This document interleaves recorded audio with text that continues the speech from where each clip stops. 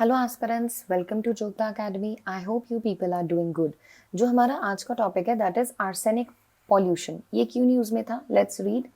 Under जल जीवन mission, while allocating funds to states and UTs, 10% weightage is given to population residing in habitation affected by the chemical contaminants including arsenic। तो 10% weightage दी गई है उन population वाले areas को जहाँ पे हमेशा पॉपुलेशन केमिकल कंटामिनेशन से इफेक्ट होती है इंक्लूडिंग आर्सेनिक। तो इस वजह से ये वाला जो हमारा पर्टिकुलर टॉपिक है ये न्यूज़ में था, दैट इज आर्सेनिक पॉल्यूशन। तो चलते हैं आगे। सबसे पहले तो आर्सेनिक के बारे में जानते हैं कि ये आर्सेनिक है क्या चीज़। तो देखते हैं what is this arsenic. It is natural semi metallic chemical compound. याद रखना है, नेचुरल है, सेमी मेटालिक है, केमिकल है। तो सबसे पहली चीज नेचुरल है, सेमी मेटालिक है एंड केमिकल है। कहाँ पे मिलता है? In the earth crust. तो तीन चीजें वेरी क्लियर, नेचुरल है, सेमी मेटालिक है, केमिकल है, अर्थ क्रस्ट में मिलता है। It is widely distributed through out the environment in air, water and land. तो इसी पॉइंट में बहुत सारी चीजें होगी। नेचुरल है, सेमी मेटालिक है, केमिकल है। कहाँ पे मिल रहा है? अर्थ क्रस्ट में मिल रहा है। किस फॉर्म में मिलता है? एयर में भी मिल सकता है, वाटर में भी मिल सकता है, लैंड में भी मिल सकता है। The inorganic arsenic compounds are more harmful than organic. अब जो आर्सेनिक है वो भी दोनों फॉर्म्स में एग्जिस्ट करेगा, इनऑर्गेनिक भी कर रहा है, ऑर्गेनिक भी कर रहा है। जो इनऑर्गेनिक फॉर्म है वो ज्यादा हार्मफुल है। सोर्स क्या है? What is the source? More than 90% of arsenic pollution is inferred to be geogenic। जियोजेनिक इसका जो सोर्स है जियोजेनिक होता है। Alluvial sediments, जो alluvial sediments है, they are the major source for arsenic contamination in the groundwater. And there is a relation between the plate tectonic processes, mountain buildings, erosion and sedimentation। क्योंकि ये जियोजेनिक है, जियोजेनिक मतलब हमारी जो जियोग्राफिकल प्रोसेसेस है उसके साथ रिलेटेड है। तो इसका बहुत ज्यादा कंट्रीब्यूशन कहाँ से आ रहा है आर्सेनिक पॉल्यूशन का? From the things which are happening in our environment. और जिसकी वजह से जो कंटेमिनेशन हो रही है ग्राउंड वाटर की, वो कैसे हो रही है? कंटेमिनेशन हो रही है through plate tectonic processes, mountain building, erosion, sedimentation. ये ग्राउंड वाटर को खराब कर रहे हैं, आर्सेनिक के साथ पॉल्यूट कर रहे हैं, और जिस ग्राउंड वाटर को हम क्या कर रहे हैं?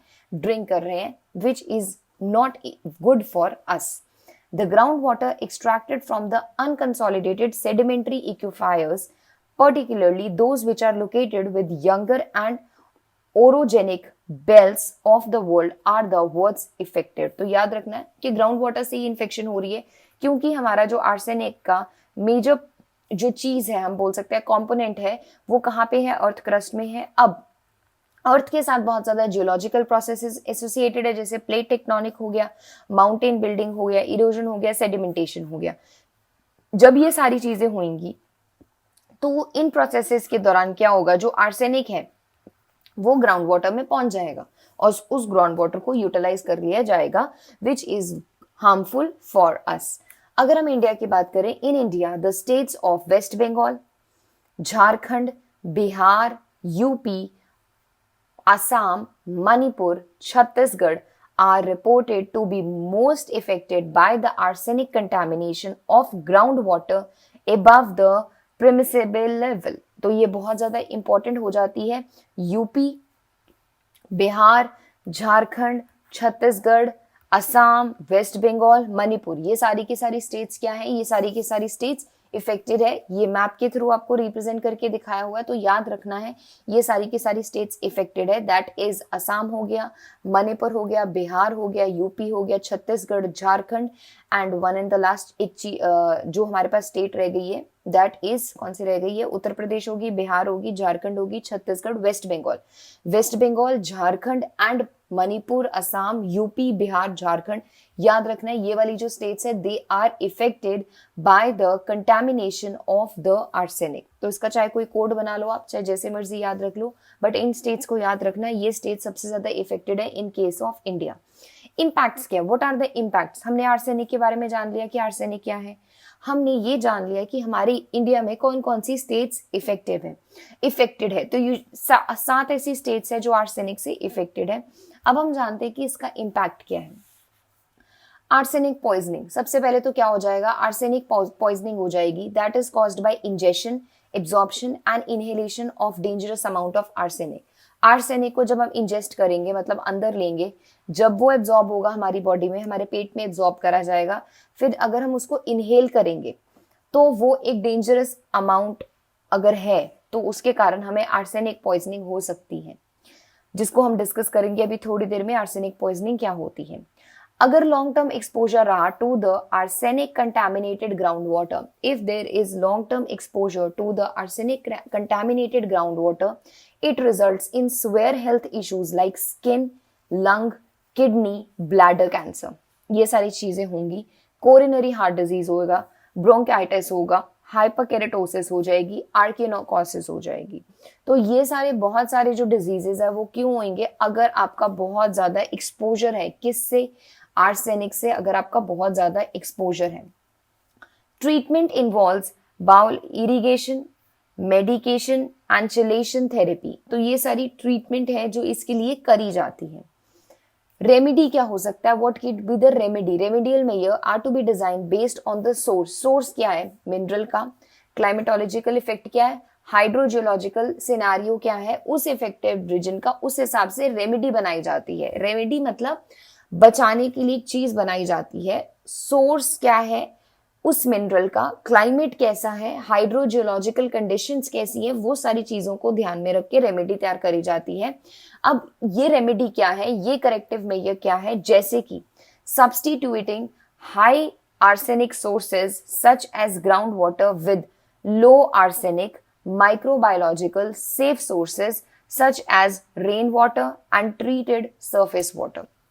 तो वो बोल रहे हैं कि जो हाई आर्सेनिक सोर्स को हम यूज कर रहे हैं, जो हाई आर्सेनिक सोर्स है वो क्या है, वो ग्राउंड वाटर है, हम ग्राउंड वाटर को यूज कर रहे हैं अपने लिए। तो इन्होंने कहा करेक्टिव मेजर क्या है कि जो ये सब्स्टिट्यूट कर दो हाई आर्सेनिक सोर्स को लो आर्सेनिक के साथ। लो आर्सेनिक में क्या आ जाएगा, जैसे कि रेन वाटर हो गया, जैसे सरफेस वाटर हो गया, उसको यूज कर लो इंस्टेड ऑफ ग्राउंड वाटर जो भी हाई आर्सेनिक है। दूसरी चीज, removing arsenic from the ground water using filters, filters को यूज करके आर्सेनिक को रिमूव कर दो। एक्सप्लोरिंग डीपर और ऑल्टरनेटिव एक्यूफायर्स, जो भी एक्यूफायर्स है उनको या तो बहुत ज्यादा डेप्थ पे रखो जहां पे आर्सेनिक की कंटामिनेशन या हो, या फिर उसको कोई ऑल्टरनेटिव ढूंढो। ट्रीटमेंट करो एक्यूफायर्स की बीच में ही, जो भी एक्यूफायर्स हैं उनके बीच में ही आर्सेनिक की ट्रीटमेंट करो, ताकि अगर ग्राउंड वाटर से हम यूज कर रहे हैं, अगर हम ग्राउंड वाटर को यूज कर रहे हैं पीने के लिए या फिर किसी भी काम के लिए, तो आर्सेनिक ट्रीटेड वाटर नीचे से ही आए। Dilution method by artificial recharge to the ground water. देखो ग्राउंड वाटर में क्या है, बहुत ज्यादा आर्सेनिक है, हाई आर्सेनिक कंसेंट्रेशन है, तो वो बोल रहे हैं कि इसको डाइल्यूट कर दो, इस आर्सेनिक कंसेंट्रेशन को डाइल्यूट कर दो ग्राउंड वाटर में ही, नीचे ही ट्रीटमेंट करो और नीचे ही डाइल्यूशन कर दो, which will be more useful. Installation of the nano filters among the other procedure, क्योंकि आपको नैनो फिल्टर्स की जरूरत पड़ सकती है ताकि थोड़ा सा भी आर्सेनिक ना रह जाए, तो नैनो फिल्टर्स को यूज करके इंस्टॉल करके इस चीज को खत्म करो। तो ये कुछ करेक्टिव मेजर्स है जो आपको याद रखने हैं, जैसे कि सब्स्टिट्यूट कर दो, किस चीज को सब्स्टिट्यूट करना है, जो भी हाई आर्सेनिक सोर्सेज है उनको लो आर्सेनिक सोर्सेज के साथ सब्स्टिट्यूट कर दो। रिमूव कर दो arsenic from the ground water using filters. Explore करो डीपर और ऑल्टरनेटिव एक्यूफायर्स को। ट्रीट करो एक्यूफायर्स के बीच में ही, ताकि पानी जब ऊपर आए तो वो आर्सेनिक फ्री आए। डाइल्यूशन कर दो नीचे। इंस्टॉल करो नैनो फिलर्स को, ताकि जो चीजें हैं नीचे ही फिल्टर आउट हो जाए। आर्सेनिक पॉइजनिंग क्या होता है, what is arsenic poisoning. Arsenic poisoning क्या होता है, it can get into human body through drinking water as well as eating food that has been contaminated with arsenic. Very important. अगर हमारे में आर्सेनिक पॉइजनिंग होती है तो वो कैसे हो रही है, आर्सेनिक पॉइजनिंग वो हो रही है या तो ड्रिंक करने से वाटर या फिर खाना खाने से। दो तरीके जिससे आर्सेनिक पॉइजनिंग हो सकती है ह्यूमन बॉडी में, drinking water and eating food that have been contaminated with arsenic. जो आर्सेनिक को कॉजेस है, it is a medical word, ये एक मेडिकल वर्ड है for arsenic poisoning which occurs due to accumulation of large amount of arsenic in the body. Obviously अगर बहुत ज्यादा accumulation होगी, large amount of accumulation in the body, it will cause a problem. तो वो जो problem है उसको हम क्या बोल सकते हैं, हम आर्सेनिक पॉइजनिंग बोल सकते हैं। अब इसके कारण होता क्या है, आर्सेनिक पॉइजनिंग होती क्यों है, दो चीजों के कारण होती है, ड्रिंकिंग वाटर होती है एंड ईटिंग फूड के कारण होती है, जो आर्सेनिक से क्या है, कंटामिनेटेड है। अब इसके कारण होगा क्या, it leads to adverse health effect, it lead to adverse health effect through inhibition of the essential enzyme. जो भी हमारी बॉडी की एसेंशियल एंजाइम है उसको ये क्या कर देता है, इनहिबिट मतलब रोक देता है, उसका जो काम है होने से नहीं देता, which ultimately leads to death from a multiple system organ failure. हमारी बॉडी में हर एक चीज को चलाने के लिए कहीं ना कहीं एंजाइम्स और बाकी सारी चीजें तो रिस्पॉन्सिबल हैं, बट एंजाइम्स भी बहुत अच्छा रोल प्ले करती हैं। तो आर्सेनिक क्या कर रहा है, इन एंजाइम्स को ही इनहिबिट कर रहा है, और अगर ऑर्गन्स में काम करने वाली एंजाइम्स इनहिबिट हो जाएंगी तो क्या हो जाएगा, मल्टी ऑर्गन फेलियर हो जाएगा, ऑर्गन काम ही नहीं करेंगे। Next, long term exposure to the arsenic from drinking water, long term exposure to the arsenic from drinking water and food can cause cancer, cancer हो सकता है, स्किन लेजन हो सकती है, जैसे कि आपको दिख रहा होगा ये जो फोटो है, इसमें जो इंसान है, जो पर्सन है, उनके पूरे के पूरे हाथ पे स्किन लेजन हो जाती है। यहाँ पे फिर भी कम स्वेरिटी की है, बट यूजुअली बहुत ज्यादा स्वेरिटी की भी स्किन लेजन हो जाती है इन केस ऑफ बहुत ज्यादा long term exposure. It has also been associated with cardiovascular diseases and diabetes. Cardiovascular diseases मतलब जो हार्ट के साथ रिलेटेड है, diabetes which is related to the sugar, carbohydrates level या फिर हम शुगर लेवल बोल सकते हैं हमारी बॉडी के अंदर। तो याद रखना है, लॉन्ग टर्म में अगर हम ये चीजें ले रहे हैं तो कैंसर हो सकता है, स्किन लेजन हो सकती है, कार्डियोवास्कुलर डिजीज हो सकता है, डायबिटीज और भी चीज हो सकती है, मेनली ये चीजें हो सकती है। इन यूट्रो मतलब अभी यूट्रस के अंदर, एंड अर्ली चाइल्डहुड एक्सपोजर, अगर सपोज कोई बच्चा अभी यूट्रस के अंदर है, मम्मा के यूट्रस के अंदर बच्चा है और उसको क्या हो गई है, उसको आर्सेनिक पॉइजनिंग हो गई है यूट्रस के अंदर, या फिर वो बॉर्न हो गया उसके अर्ली चाइल्डहुड में, it has been linked to negative impacts on cognitive development and increased death in the young adults.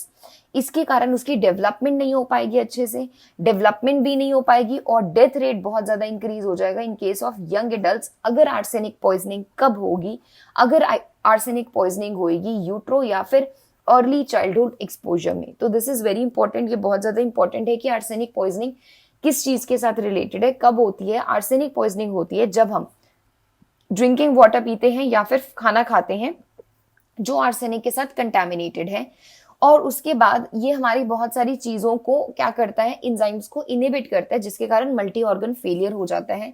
बहुत सारी चीजें आती हैं अगर लॉन्ग एक्सपोजर हो, cancer, skin lesion, cardiovascular diseases भी एसोसिएटेड है, डायबिटीज। बच्चों में जो अभी यूट्रस के अंदर ही है या फिर अर्ली चाइल्डहुड में है, अगर उनको एक्सपोज कर दिया जाए आर्सेनिक से, they can be the increase death rate and जो डेवलपमेंट है वो भी क्या होगी, कम हो सकती है। तो ये चीज याद रखनी है आपने कि ये आर्सेनिक पॉइजनिंग होता है। अब गवर्नमेंट का इनिशिएटिव क्या है, गवर्नमेंट इनिशिएटिव भी आपने याद रखने हैं।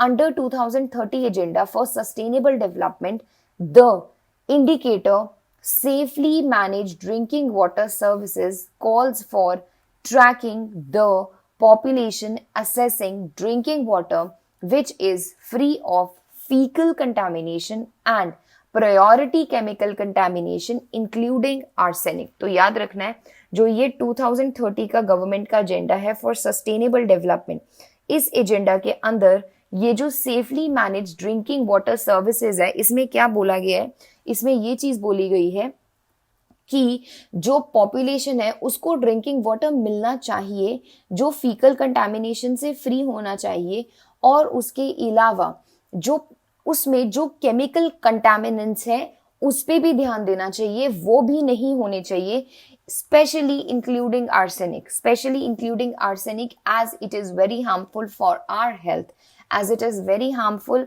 for a child who is not even born or who is in his early childhood। तो ये एक गवर्नमेंट इनिशिएटिव है। उसके अलावा जल जीवन मिशन जो है, इसमें आपको वाटर सप्लाई करना है, ड्रिंकिंग वाटर देना है, तो वो ड्रिंकिंग वाटर अच्छा ड्रिंकिंग वाटर देना है। It should be free from all the contamination, हम बोल सकते हैं कि सारी चीजों से वो फ्री होना चाहिए, तभी आपको घर से घर तक वो पानी पहुंचाना है। So this was about today's topic, बहुत ज्यादा इंपॉर्टेंट है। आर्सेनिक पॉल्यूशन, आर्सेनिक क्या होता है, व्हाट इज आर्सेनिक, किस तरीका का ये कंपाउंड है, क्या क्या क्या चीजें कर सकता है, किस तरीके से ये अवेलेबल है, फिर कौन कौन सी इंडियन की स्टेट्स इसमें इम्पैक्ट हो रही है, फिर रेमिडियल मेजर क्या है, what are the remedial measures जो इसके लिए सजेस्टेड है, उसके अलावा आर्सेनिक पॉइजनिंग क्या होता है, and the last is government initiative क्या है। इन चीजों को आपने याद रखना है। So this was today's topic. I hope you liked it. Thank you so much. Will be meeting next time with a new topic.